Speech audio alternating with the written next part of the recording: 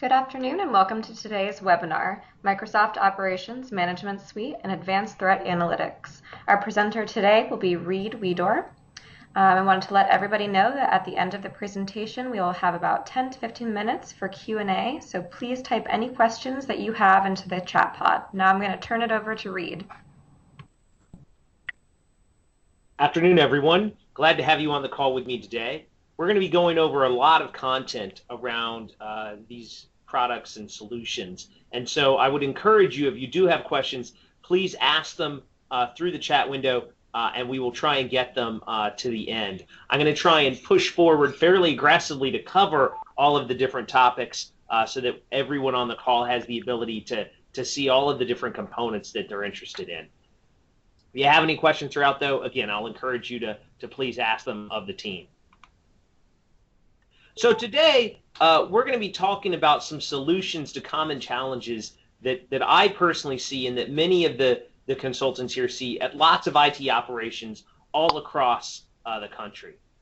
What are those challenges specifically? Well, different divisions, siloed infrastructure and operations, the left hand not knowing what the right hand is doing. Ultimately, that results in response times that are slow. And frequently at the organizations I talk to, IT is purely reactive, which is not a position that they want to be in. It just simply is dictated by the fact that they don't have insight or abilities to remediate problems more aggressively. And what's another cause of that? Of course, sprawling environments. I can remember a few years ago when IT leaders looked forward to virtualization as the solution to many of their woes. The problem with virtualization has been it's just exacerbated the environments that have now sprung out of control. And at many of the organizations I talk to, they've gone from a 1 to 10 server to user ratio to something of 1 to 5, or in some extreme situations, 1 to 2, where you'll walk in and there will be, for every 2 users, 1 server supporting them, which is a crazy ratio to have to deal with. So let's think about the ideal scenario of what many of the IT organizations are looking to do. Ideally, we want to be using standardized configurations. We want to make sure we're always following the same processes every time we spin up a new service or solution for someone. We want to make sure that we're, rather than acting reactively, that we're being proactive in our approach to what the business needs. In many cases, it would be great if we could say, hey, your organization wants to spin up a new service. It requires these components. Let's go ahead and do that in real time rather than taking hours, days, or weeks to respond to that request. And that ultimately goes back to almost the holy grail of IT management, which is a single pane of glass. And that glass that we look through should ideally not only allow us from a reporting perspective to see how our business is being run, but also allow us management and control of those endpoints. So it's not enough to get good reporting.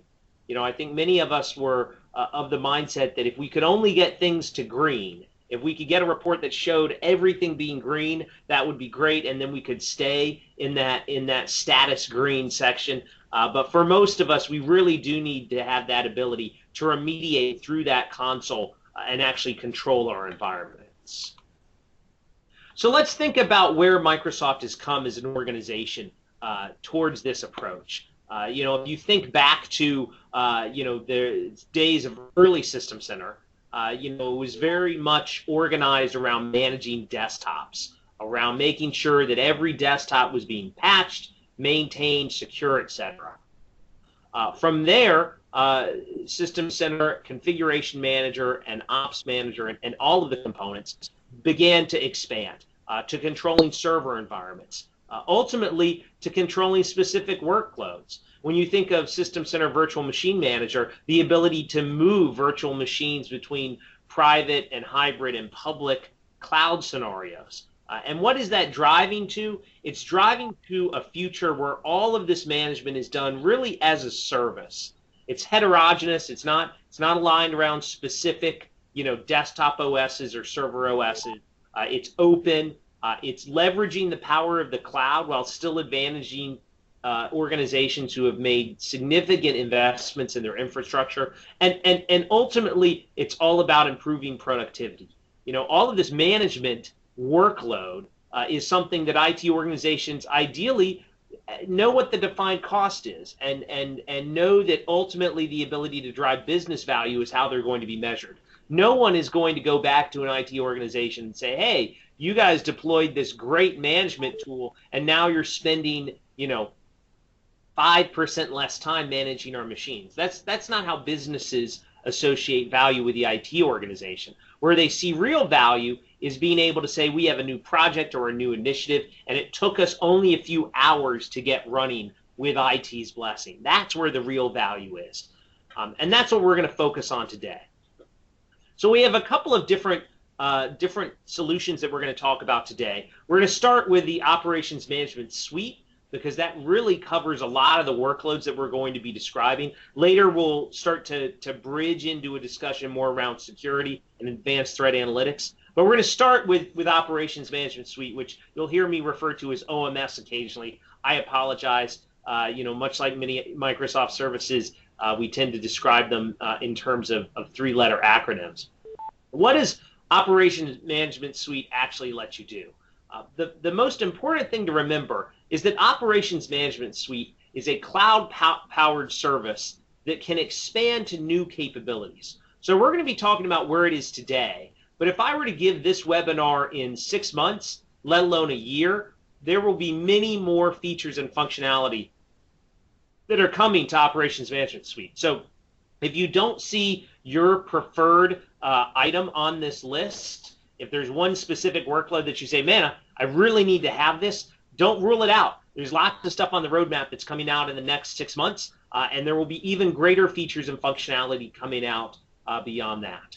But let's talk about what it can do today. And we're going to go over what it can do at a high level first, and then we're going to drill into some very detailed specifics. So if you want to see screenshots and actual capability statuses, we're going to get into that in a minute. But I want to start with a high level overview first. So there are 4 principal ways that OMS can allow you to manage your environment. It allows you to deliver IT insights through custom dashboards and analytics and search capabilities. We'll go over that in a bit.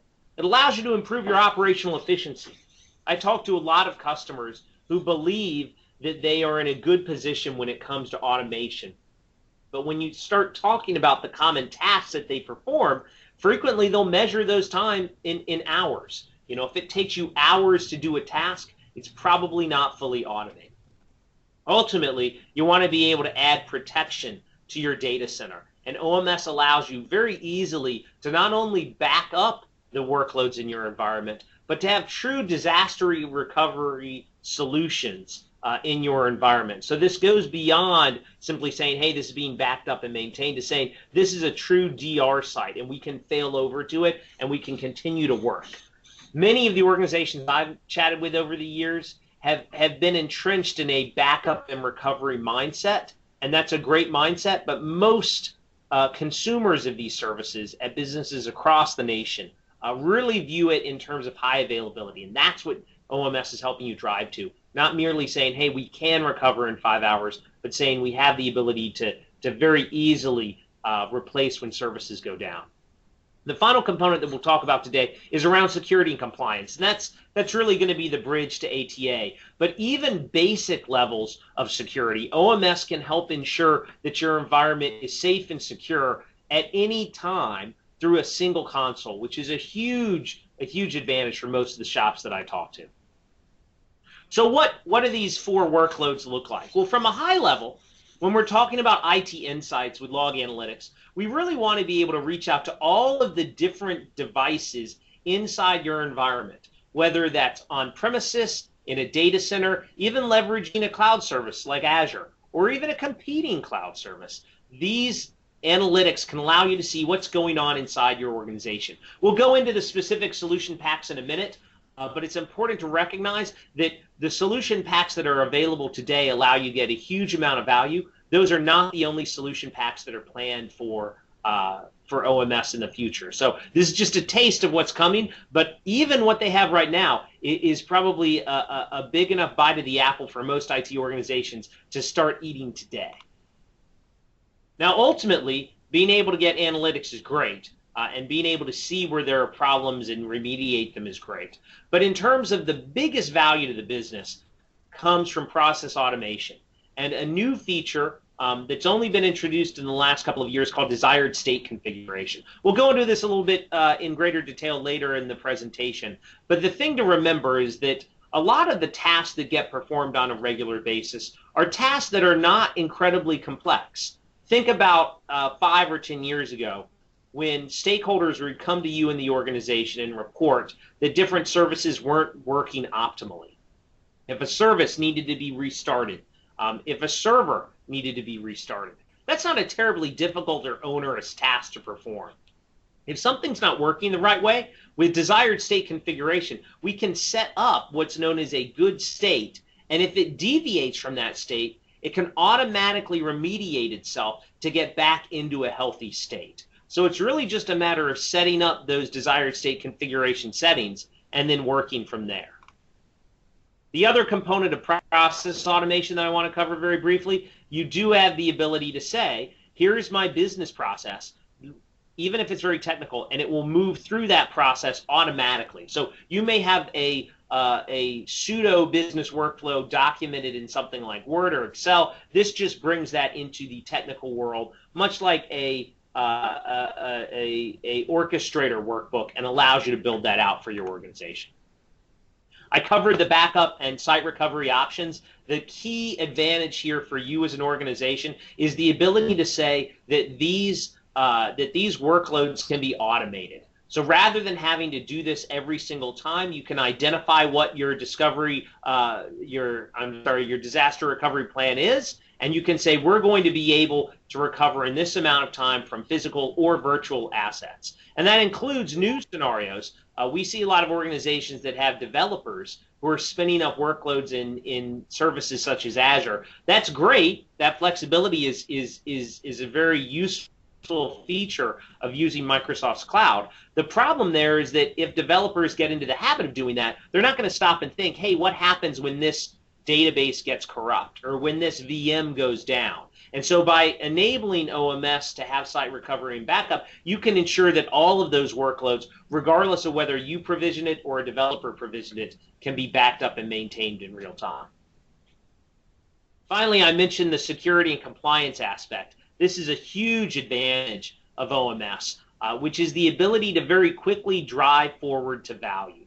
A lot of the organizations that are out there that are selling solutions based on security often assume that you're doing the basic blocking and tackling. You're patching all your machines, you're auditing changes to it, you're detecting breaches and threats. But at most of the organizations I chat with, even getting to this level, saying that you have a single pane that shows all of the different sort of security events happening in your organization, that shows your patch status and anti-malware protection capability, that getting to this level is a reach for most orgs. So, before you can have the dessert of advanced, threat analytics, you really need to be focused on making sure you're doing the basic work of keeping all your machines and servers patched and compliant, and that's what this area covers. So we're going to go over the 4 different capabilities of analytics, automation, availability, and security now in a little bit greater detail. So you'll actually get to see very specifically what each of these solutions can do. I'll mention this in the future, but please, if you haven't subscribed to a trial of Operations Management Suite, please sign up for a trial. If you're working with your Microsoft account representative, please work with them to do that. New Signature is always happy to help that as well, because the easiest way to see value of this product is to have it running. I can't emphasize that enough. So here's just a quick screenshot of what we're going to be diving into, everything from the custom console all the way through to alerts, automation, security, and backup and recovery. So let's dive into a little bit more detail here. So we're going to start with the analytics side of the coin. And as I mentioned earlier, it doesn't matter where these particular workloads live. They could be sitting in a data center. They could be even in a competing service like Amazon. They could be in Azure. They could be under someone's desk. As long as there is a device and you can reach it, it can actually be connected into this analytics platform. What does that let you do? Well, the first thing is it lets you collect that data from all of the machines in your environment, regardless of whether physical, virtual, or cloud. You can go out there and get that information. And that's going to allow you to do things like capacity planning. When we talk to many data center operators, they have a decent idea for how much they can control when they're spinning up new servers and services. But when third parties or other people start to add stuff into the mix, it quickly gets out of control. And that's the goal. Ultimately, you want to move to being proactive with that data. When problems occur in your environment, you don't want to find out after the fact it's because we spun up too many servers, too many virtual machines on too few hosts. So this data analysis will let you get some insights into your environment. What does that look like from a brass tacks perspective? Well, the first thing that's easy to use is that you have the ability to search through all of the data across all of the different devices inside your environment. It's a faceted search. So you can look at specific machines, specific types, specific alerting. All of that is capable, again, from the search capabilities inside the OMS console. And there are some common search queries that are offered to you so that you can see those kind of common issues that occur throughout your entire environment based on what other organizations and other individuals are searching for. Now, what does that mean in terms of your ability to solve problems in your environment? Well, the first column here is probably the most important column, which is you can see when changes happen to your environment. I chat with organizations every single day about using change requests. Now, change requests are a very basic function of most organizations. If you need to make a change to a service that impacts 500 people or 5,000 people or 50,000 people, you obviously need to put through a change request to ensure that you're doing things the right way. But at most of the organizations I talk to, those change requests are frequently just items that are verbal. They may be going to the right person, getting approval over email. They may not even have a change request template or process to say, after a certain amount of time, how much are you going to think about rolling back that change to ensure that service is well regulated. The most basic part of that component, though, is making sure that every time something changes on any server in your environment, that it's being audited. So a lot of the firms that I talk to that have fairly rigorous change request procedures still don't have the ability to ensure that every time a change is made, that a change request is tied to it. They can see the high level. They can say, oh, we had 5 changes this week and 10 changes last week. But when I press them to say, okay, well, that's 15 changes over 2 weeks, were those the only changes in your environment? Frequently, the answer is, well, I don't know. How would I know how many changes are taking place in my environment? So that's the first basic level that you need to be able to get to. That ultimately helps with root cause analysis, because if a change was made the previous evening and you've seen lots of performance issues after that change, it makes it really easy to get back to the root cause and say, oh, there was a change that occurred on Wednesday evening at 8 p.m. and that's when we started seeing all of these items flowing through that. Ultimately, all of us as humans are visual. And so being able to get a rich dashboard to reporting that information empowers us to be more effective at that analysis of the data. That dashboard is ultimately something that's going to differ for every single individual at your IT organization. My dashboard will look very differently from another person's dashboard. The dashboards at New Signature will look different than the dashboards at our customers. And so the ability to have a custom dashboard showing you what you're primarily focused on will allow you to drive the most value home for your organization. That could be looking at the number of change requests. It could be looking at the performance data on specific machines. It could be looking at the number of alerts that are coming through based on overcapacity or other issues. You ultimately can build those dashboards and then share them across your team. Your DevOps team may have a very different set of dashboards than the team that's focused primarily around performance, or your security team. So you can share those dashboards between members of your team and have different stakeholders have different views. Ultimately, those dashboards are only as good as the solution packs that actually surface up the information within them. So out of the box, you're going to get a set of solution packs in Operations Management Suite without having to do anything. You just merely need to turn them on. I would encourage you to work with New Signature to figure out which ones are the ones that are going to give you the biggest bang for your buck. But we're going to go through some of the out-of-the-box solution packs that you can start to light up. And again, this is why it's so critical to test OMS out as an individual, because a lot of the organizations I talk to don't even know the capacity, what OMS has inside it that it can be turned on with a very minimal amount of work.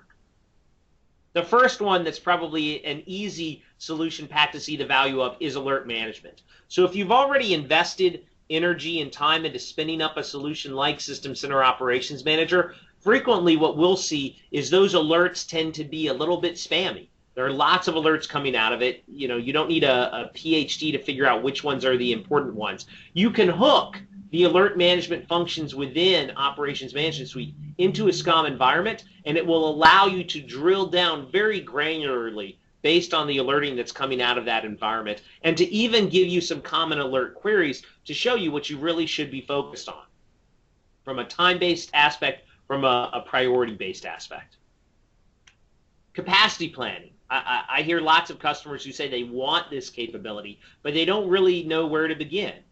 You know, a lot of vendors out there will say, well, we can give you this if you standardize on our virtualization stack or our management suite stack. And the great thing about Operations Management Suite is it's vendor neutral. You can connect into lots of different types of hosts across lots of different types of services, and showing you how often is that VM being utilized, what's the storage projection and compute projection based on where you are today, based on where you were a week ago, based on where you were a month ago. So being able to see that is an important feature that you can immediately turn on out of the box. Active Directory.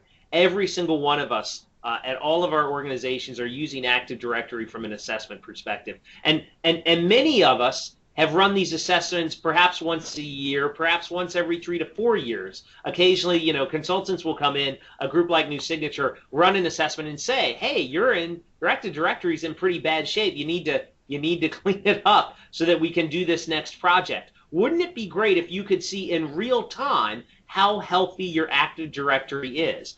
Again, out of the box, a solution pack that you can light up from a security perspective, from a business continuity perspective, even to showing you what you need to do to upgrade to the next version of Active Directory, or what's involved from a deployment perspective.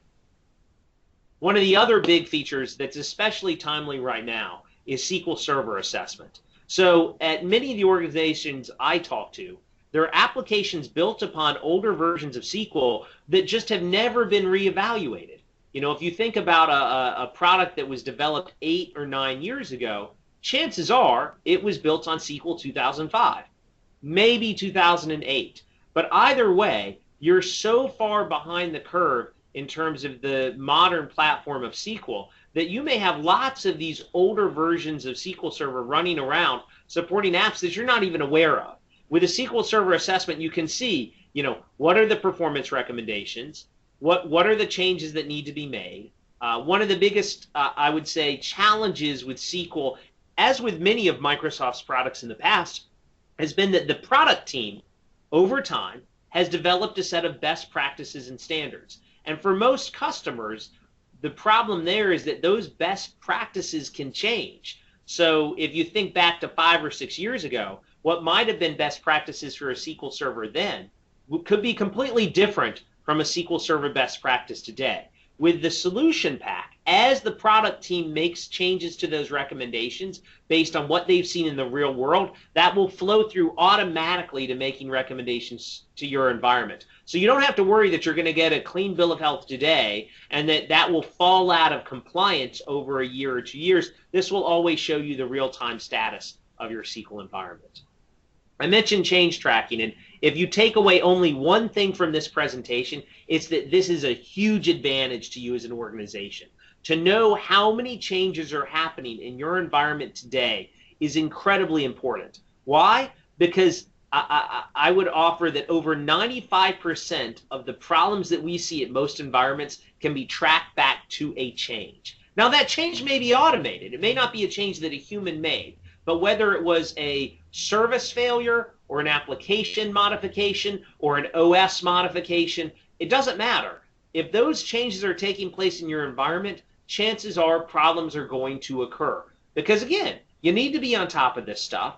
If there's a performance degradation, those things don't happen in the absence of a change. 99 times out of 100, someone makes a change, performance is impacted. It's not noticed by staff until 5, 6, 10, 15, sometimes even a day later. But at that point, your IT team is often trying to troubleshoot what happened right then, rather than saying, let's go back to the changes that were tied to the performance decrease. And oh, that went through because of a change request last night. We can see exactly the time that it went through, and we can see the performance that came off of that following that change. Automation, again, a holy grail for a lot of the work that we do on the IT side of the coin. And I'll say a personal story here. When Microsoft came up with PowerShell several years ago, I think a lot of people looked at PowerShell and said, this is a great technology, but I don't get it. I don't understand the benefit here. I'm used to using a GUI. I'm used to using, the traditional command shell that came with Windows. And the commitment that the PowerShell team made was not to make an amazing shell. The commitment the PowerShell team made was to build an automation platform into every single copy of Windows running. And that's what OMS is taking advantage of, the ability to automate all of these different components. Now, what does that result in? It means that all those time-consuming tasks can be greatly reduced. No one wants to be the drinky bird in terms of patches, in terms of processes. No one wants to be doing that. Even if you think that you're the most efficient person ever. Think about the Atul Gawande book about the checklist manifesto. Even the most effective surgeons and doctors in the world are more efficient when they have a checklist. It's not because they're not smart. It's because a checklist allows them to focus their energy on what matters most. Automation is that checklist. It allows you as an IT professional or director of IT, or even like me, a chief technology officer, I can be focused on what needs my attention. My staff can be focused on what needs their attention. They don't need to be thinking, I need to go through these 80 different checklist items. They can simply have a task fully automated using the runbook gallery, and it will take care of all of those tasks. And when failures occur, when a runbook doesn't work the right way, it comes back so you can see what's happening there. I think that's also critical for when you think of these long-running processes, things that happen over 10 minutes, over an hour, over 2 hours. There may be tasks that you need to configure that are going to have an external third-party service where you make an asynchronous call out to that, make a change, and then check back in 20 minutes later or 50 minutes later. With a new automation capability, you can hook those in using those internet APIs so that all of the services in your environment, not just the ones you have control over, can all be connected together. That ultimately ties back to the reports. You want to see how well are my runbooks working, how long are they taking, are there ways to optimize it. That will ultimately help you deliver faster, more consistent services. Things that used to take days or hours can be compressed down to minutes, which is a great advantage of this service. What does it look like from a dashboarding perspective? You can see all of the runbooks that are running. You can hook into the automation portal from the Azure side of the coin and actually help construct those runbooks and build them. And you can see how many jobs are running at over a discrete period of time. Ultimately, the more you can drive into this automation environment, the less chance of errors you have, because whether it's a new user account being set up or a new machine being configured or a new project kicking off, all of those may require IT infrastructure to work properly. If you have an automated runbook for each of them, you're going to reduce chances of failure and errors. So what are the new capabilities that we have in the system? Well, the great thing is that for any on-premises system or a PowerShell DSC node, I mentioned earlier desired state configuration, you can hook into that. So you can say, hey, when this particular problem occurs, here are the actions that I'm going to take to remediate that. It has a built-in graphical tool, so you don't have to be a PowerShell master, although I would certainly say the more PowerShell you know, the more effective you can be at your job. But you can actually drag and drop a logical set of steps to build out what those runbooks look like. And it's all contained within the new Microsoft Azure portal. So it is an incredibly useful, easy process to train staff up on being able to leverage. I mentioned availability as a critical workload. If you don't have data integrity, if your apps go down on occasion, it's going to be something that your staff, your C-level executives are going to notice before everything else. And when I talk to customers about things like automation, I emphasize you got to have your ducks in a row from a security perspective. You got to have your ducks in a row from an availability perspective. Automating a task is great, but if things go down and you don't have an automated way to recover, you got to focus on that first. So what's included in OMS? The easy ability to automatically replicate virtual machines. Can't emphasize this enough. Out of the box, you can say, let me point to this machine and grab a copy of it and be able to replicate it to another location. If you've already made investments in existing backup and recovery tools, OMS can simply hook into that, so you're not having to reinvent the wheel. And then ultimately, from a security and encryption perspective, you have the ability to replicate that application data in a secure manner. Now, when it comes to what the actual recovery plans are, we see a lot of organizations who say, well, it's being backed up, or I have a hot data site. But if you don't have a recovery plan defined, if you don't have an easy-to-manage recovery point objective, if you don't say, hey, here's what we're going to do in terms of recovery, it's never going to happen. Saying, oh, we built this alternate failover site is great insofar that it's the first step, but you got to have the plan fully defined. Ultimately, there's a cost to that being able to back up and recover items. And so you need to be able to determine what data is business critical and what data is not. And I see a lot of organizations that say, well, the definition of business critical data is based on the server that it's on. This server is for business critical data. The other server is not. That's just the way it is. And the answer is you can't really define it. It's taking it as an a priori. You can't define business critical data based merely on a server. What you need to be able to do is to protect that business critical data regardless of where it resides. Ultimately, that's going to help you drive through to specifying what those recovery time objectives and recovery point objectives are. If you have a planned or an unplanned outage, you need to be able to hang off of that. I see a lot of organizations, going back to that change request discussion a minute ago, that haven't really defined how long something can be down before they need to remediate it. So you need to do some business work beforehand. But once you've done that, you should be able to have zero impact DR drills. You should be able to say, we're failing over to this site and no one is impacted. If you cannot do that today, you need to implement OMS. You need to make sure that it's protecting all of your environments, whether it's Hyper-V or VMware or physical. That's one of the big wins of going to something like Operations Management Suite. Ultimately, if you've already deployed tools like System Center Data Protection Manager, you can instantly integrate that into Azure Backup. So you get the best of both worlds. You have the ability to recover quickly based on your on-premises item. You have the ability to cut out those expensive, lengthy tape backup devices that probably are 5 or in some cases 10 years old. And you can back up that data to the cloud with Azure Backup integrated into OMS. So being able to remove those tape devices and purely have an on-premises rapid disk-based recovery with the cloud as a backstop is a huge cost saver and enabler.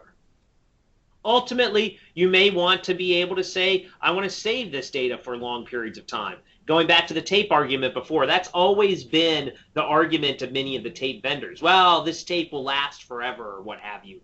Being able to meet those compliance needs by backing up to the cloud where the lowest storage costs are is the biggest advantage of implementing a backup and recovery solution through OMS.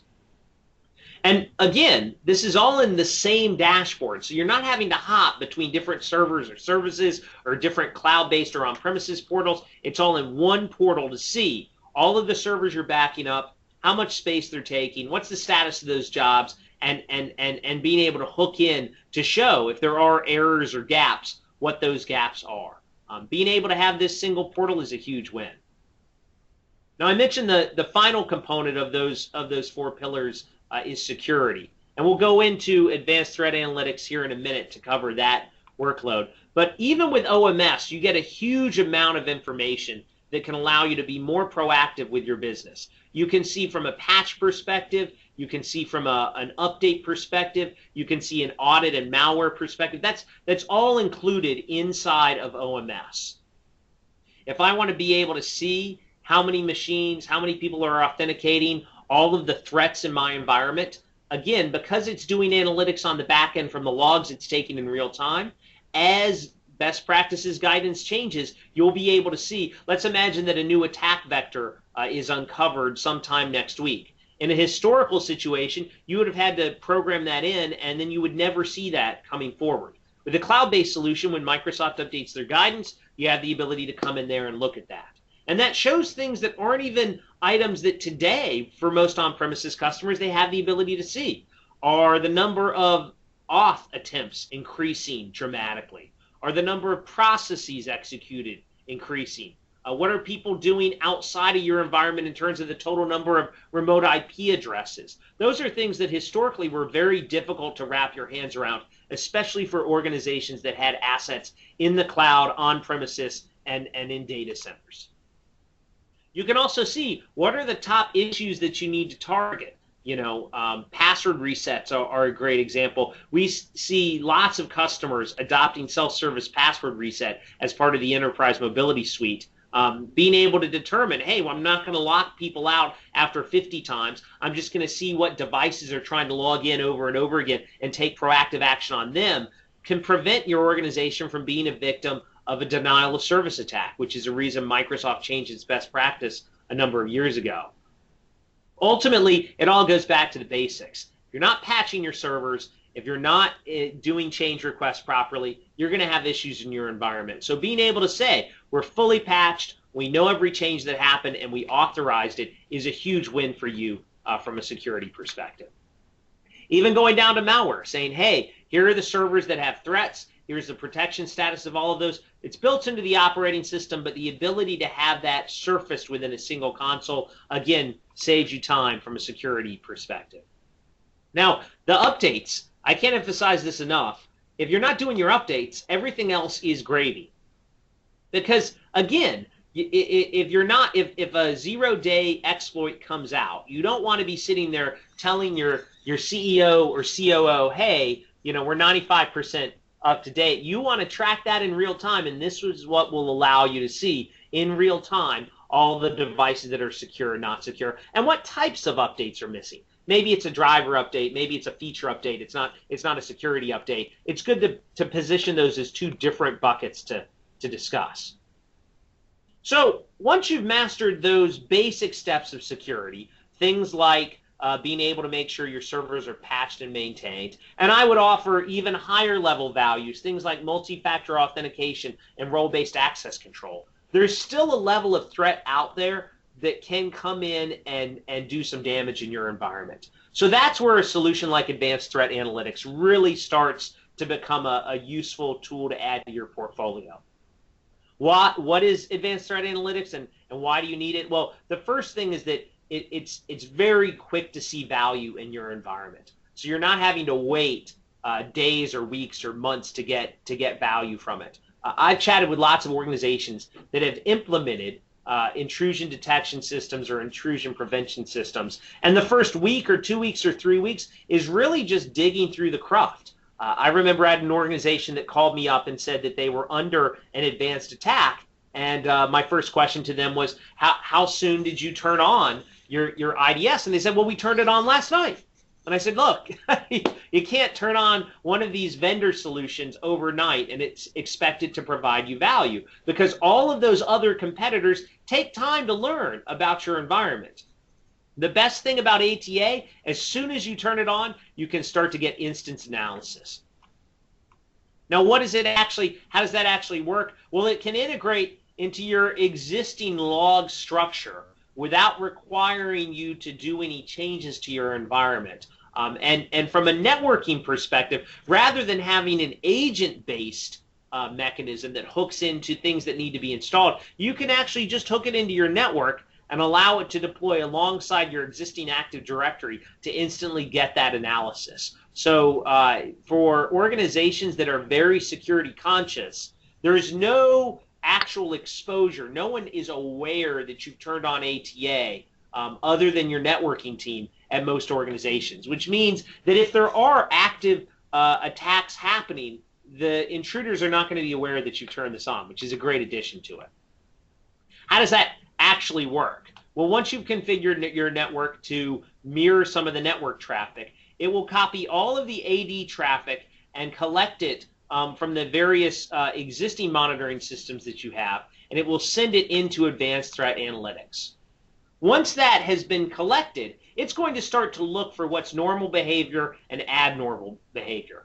And you can see this today if you look at the security protections contained within Azure Active Directory. Microsoft has done a huge amount of work looking at what's normal and abnormal in environments that connect to its authentication systems. This is a tool that you can use for how people behave inside your environment. So if everyone in your environment is always working late on a Friday, or if people are logging in from specific overseas countries over and over again, that may be perfectly normal for your organization. And ATA will learn to be able to provide value for that. Now, if there is abnormal behavior, it's going to raise the red flag. It's going to say, hey, I see that there's a man-in-the-middle attack occurring. And this is, again, going back to how quickly that it can deliver value.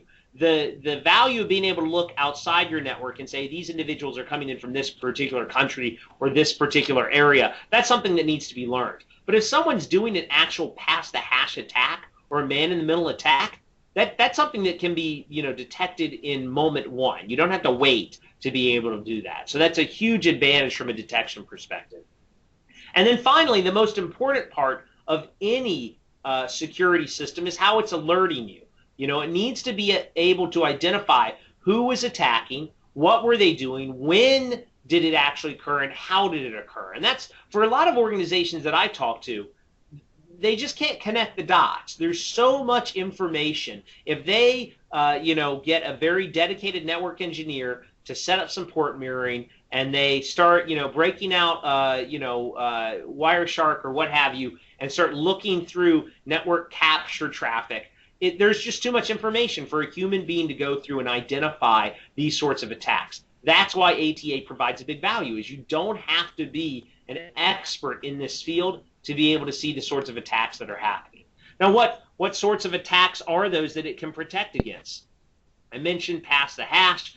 It can be doing analysis of brute force attacks. It can look for when people are doing weak protocols. So if people are, accepting a lower level of security than you would prefer for them to offer, a lot of the organizations I chat with don't even know that those attacks are taking place. If you can think back, a while ago to the recent SSL vulnerabilities that were exposed, a lot of the places that caught a lot of flack on that weren't aware of their exposure until they had been compromised. Ultimately, that abnormal behavior is where you're going to see the biggest value, because it's not something that is, patterned around other organizations. It's something that's specific to your organization. Think about password sharing. Right now, if a member of your organization goes out and provides a member of the media or a competitor a username and password, and they can get into your environment, how would you ever detect that particular attack?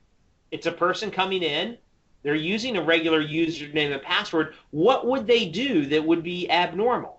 Are they doing some screen grabbing? Are they scraping large amounts of sites? Think about a couple of the more high-profile cases that have occurred recently where individuals have come in with an account that has access to particular amounts of data and has just set up a little program to start scraping those SharePoint sites or intranet sites.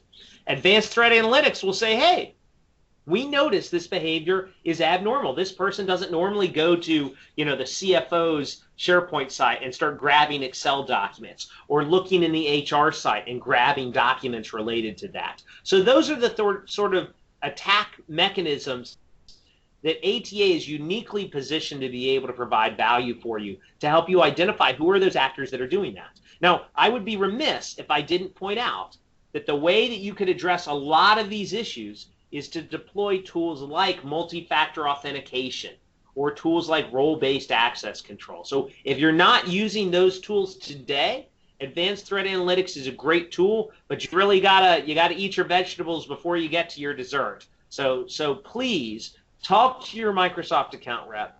Talk to New Signature. We can walk you through where you're going to get the best bang for your buck on that security life cycle. And if it starts with OMS and making sure stuff is patched, that's an excellent place to start, because if you have machines that are unpatched or are vulnerable to malware, every other point is moot at that point. So you really need to start with those kind of basic steps and then work your way through to something like this to allow you to protect yourself against all types of attacks. So how can you get started? Well, first of all, I encourage you to visit the Operations Management Suite and Enterprise Mobility Suite websites that are linked here. Those will give you lots of details about all of the products that are contained within the suite. Please reach out to your Microsoft account representative to ensure that you can get a good experience through that process. And New Signature is always happy to talk to you about how you can light up a proof of concept. We have several offerings around getting people working on all of these workloads, whether it's a specific item within OMS or a specific item within EMS, such as Advanced Threat Analytics. If you come to us, we'll be happy to get somebody on the phone with you, walking you through what you need to do. So I know we left about 10 minutes left for questions. Were there any questions that came through that we didn't get an answer to immediately? Yes, it looks like we have a question in the chat box from Mike. Okay. What are the differences between this and, correct me if I'm wrong, SCOM or SCOM? Is this like, okay. Yeah, happy to go over that. So one of the things that when I chat with organizations a lot, organizations that have already deployed SCOM can turn on OMS and get information sent from SCOM to a service like OMS. So it reduces the number of panes of glass that individuals will have to be able to take action on. Well, I would say a key differentiator between SCOM and OMS is that a lot of the stuff that SCOM was built to do was to react in real time. So if a service, let's say, stopped, you can obviously configure SCOM to send an alert to say, hey, this particular service stopped. I'm going to alert the IT team. They're going to take an action on that. And that's a perfectly valid way of dealing with service outages. You can have them alert humans, and then humans can take actions on them. The OMS mindset is more of automated remediation. If the next step that the human's going to take is to restart the service, or they'll restart the service and then perform 3 tasks and then send an alert, that's where OMS has some really great features and functionality, saying, hey, we're going to provide you with automated remediation as part of that. The two can certainly work in concert, and you can provide you better value. The log analytics features of OMS, for instance, is very much a passive grabbing of the logs. It's not designed around alerting you in real time when these specific errors occur. But that's when the two working together can provide you that overview. So a good example would be if you have a service that repeatedly goes down and you need it to be remediated, there's no reason for it to send you an alert in SCOM. You should just have OMS set up to automatically triage and solve the problem.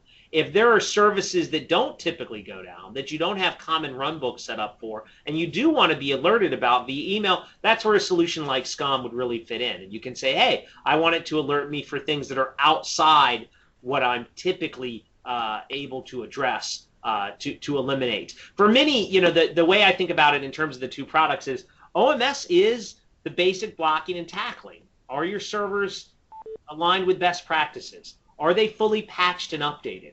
Most of the organizations that I chat with, that those two questions are not a yes for, would be ill-served to spin up SCOM, because System Center Operations Manager assumes things are patched, things are maintained, that there are best practices and that the guidance is followed. If you're not following that guidance, well, of course you could have services failing or utilization or performance impacted. So OMS can help you really get your hands around what for most organizations is a complex environment. If you have 5 servers or 10 servers, probably you're not running into this. But when you have 50 servers or 500 servers or 5,000 servers, even getting to the point that all those servers are patched and maintained and in alignment with the best practices that Microsoft may have changed last week is a huge gap that you need to cover, and that's where OMS can really provide value. Okay, so the next question is there any component that audits Active Directory change management? Yeah, so you can certainly, in terms of making changes to the underlying services, yes, you can make sure that the domain controller services are active and healthy and working. From an identity perspective, a lot of organizations have different requests around identity.